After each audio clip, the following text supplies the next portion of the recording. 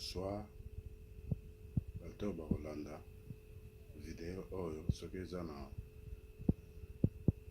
pokwa bonsoir, soki eza na journée ba bonjour.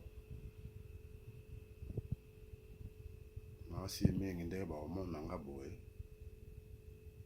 misusu bakozala étonné parce que likambo oyo naye kodénoncer esali déjà plus de 3 ans. Tema na bombango nazalaka na pasi na ndenge elekaka mpo na bukaka lokuta.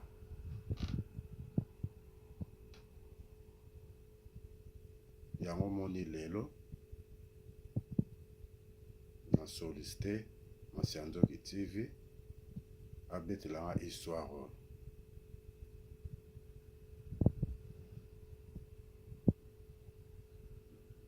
Ya liboso nasengi na Nzambe nanga bolimbisi alimbisa ngai na lokuta oyo nabukaka. Ezalaka bongo te parce que tozala pe suna mwasi wana te, ça fait ba 10 mois. Yango namoni ke nalai neti na singa na kingo singa neti bakanga ngai singa. Yango moni lelo na ye kodénoncer histoire oyo parce que nazala libéré, parce que ti nazalaka bongo motema nanga esalaka pasi. Likolo te yindi ndenge ne mbula ebetaka.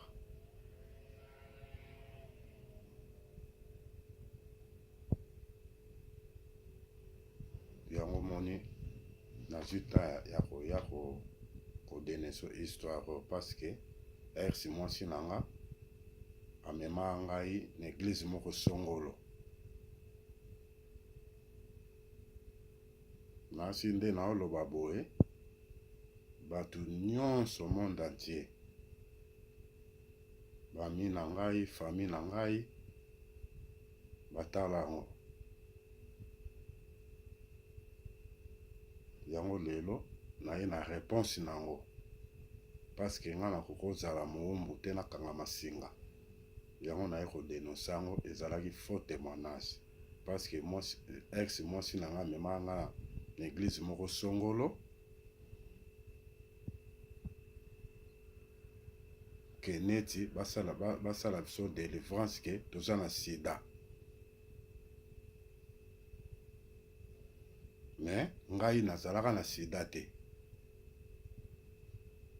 Témoin et filiance, l'amour est aveugle. Yango moni nakotaki na buzoba wana. Ba image eleka tina ba YouTube nasi bato batala nde nazoloba boye oyo bazo kotala nga bayebi yango.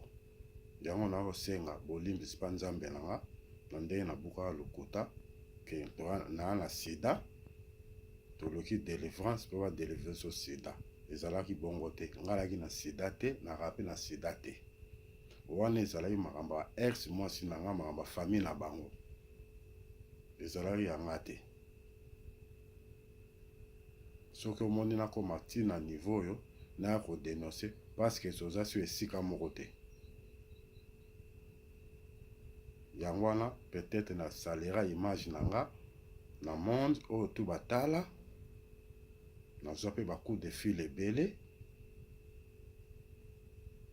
ke makambo nini oyo nga nasali esalanga pasi. Yango lelo naya kodénoncer na bato nyonso oyo natutisa mitema oyo bazokaki na ndenge batalaki émission wana. Naya kosenga bolimbisi nga ndeko na bino Arsène Mbuku.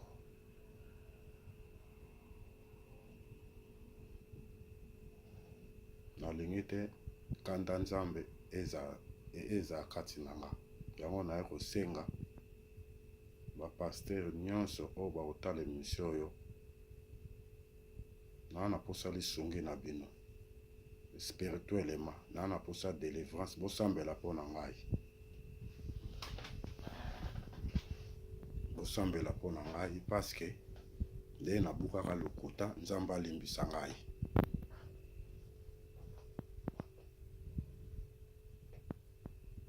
nzambe alimbisa ngai na nde nabukaka lokuta wana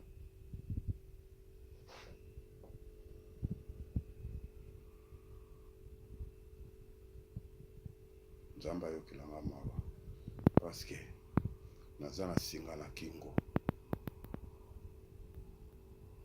motema vema eza pasi soki nakomi ntina niveau oyo do nakoki susu te ole mabe eya namoni yango deja na mosika yango nomoni ke nalukaki contact na Masianzoki TV po yaza mama moko éducatif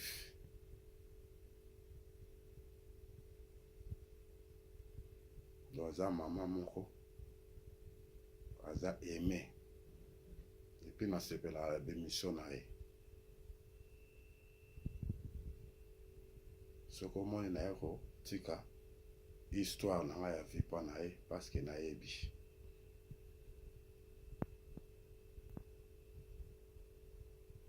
en tout cas naza na mingi ya koloba te oyo nazalaki nango yango wana naye kodenonse mpo nalingi nazala libre mpo nasala mpe vi na ngai ya sika ndenge ane ebanda ya sika nabanda vi na ngai mosusu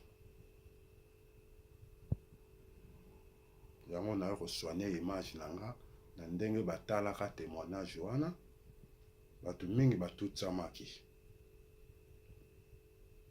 en tout cas bolimbisanga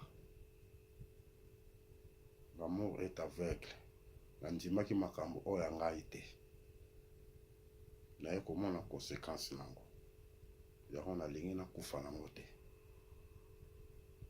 en tout cas basala nzambe na besoin lisongela bino spirituellement bobondela mpona ngai na bafrère baévangéliste ngai ndeko na bino Arsène Mbuku. En tout cas napesi bamerci mingi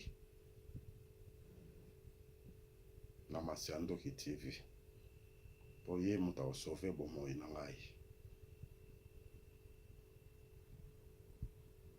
mbote mingi vraimen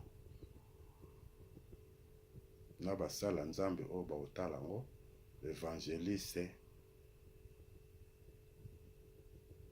lobondela mpona ngai merci beaucoup nasuki wana à la prochaine au revoir.